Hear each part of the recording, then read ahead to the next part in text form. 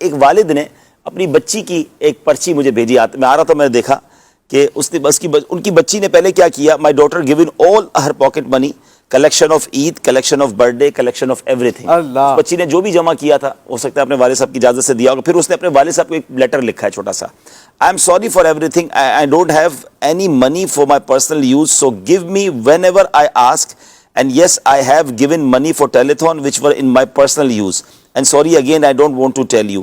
مطلب وہ کہہ رہی ہے کہ اب آئندہ میں آپ سے کچھ مانگوں تو دے دیجیے گا، میرے پاس جو کچھ تھا میں نے جو ہے نا وہ ٹیلی تھون کے لیے دے دیا ہے. تو ایسے بھی بہت سارے ہمارے ناظرین ہوں گے. امیر اہل سنت بھی کل بات کر رہے تھے کہ بیچارے غریب ہوتے ہیں، ان کا دل بھی جو ہے وہ ہو رہا ہوتا ہے، کہہ رہی ہے پورا یونٹ ہم نہیں دے سکتے، اور دل میں ایک تمنا ہے کہ میں بھی اس نیکی کے کام میں شامل ہو جاؤں.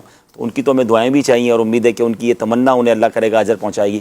دوسرا، اگر کوئی تھوڑا دیتا ہے کہ کالیں آ رہی ہیں، کوئی 10 یونٹ دے رہا ہے، کوئی 5 دے رہا ہے، کوئی 100 یونٹ دے رہا ہے، اور اگر بیچارہ کوئی پورا یونٹ بھی نہیں دے سکتا تو اس کے لیے کیا ڈھارس ہے، وہ بھی ہمیں بتائیے نا. سب سے بڑی چیز ہوتی ہے اخلاص اور نیت. واہ. اخلاص کے ساتھ جس نے 100 دیے، اور تھوڑے اخلاص کے ساتھ جس نے 1 دیا، تو جس نے 100 دیے ہیں اس کو مقدار کا بھی زیادہ ثواب اور معیار کا بھی زیادہ ثواب. کیا بات، جیسے سیدنا عثمان غنی رضی اللہ تعالیٰ زیادہ بھی دیتے تھے، اخلاص بھی بہت اعلیٰ درجہ.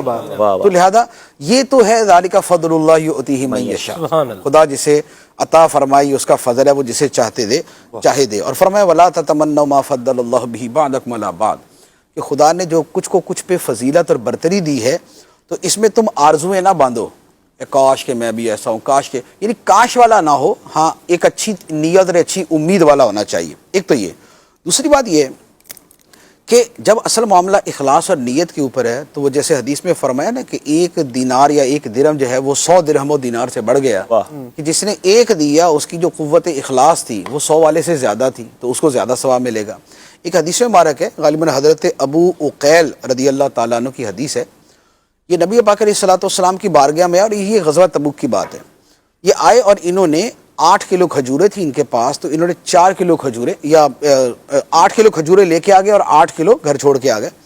تو انہوں نے عرض کی کہ یا رسول اللہ، کل آپ نے فرمایا تھا کہ اللہ کی راہ میں دو، تو میرے پاس کچھ بھی نہیں تھا، تو میں نے پوری رات ایک شخص کے کھیت میں کام کیا، اور صبح اس نے معاوضے کے طور پہ 4 سا 16 کیجی کھجوریں مجھے دیے.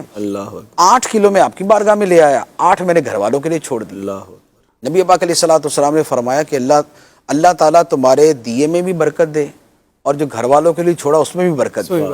پھر صحابہ کرام سے فرمایا کہ یہ کھجوریں ہیں نا، اسے سارے ڈھیر کے اوپر بکھیر دو.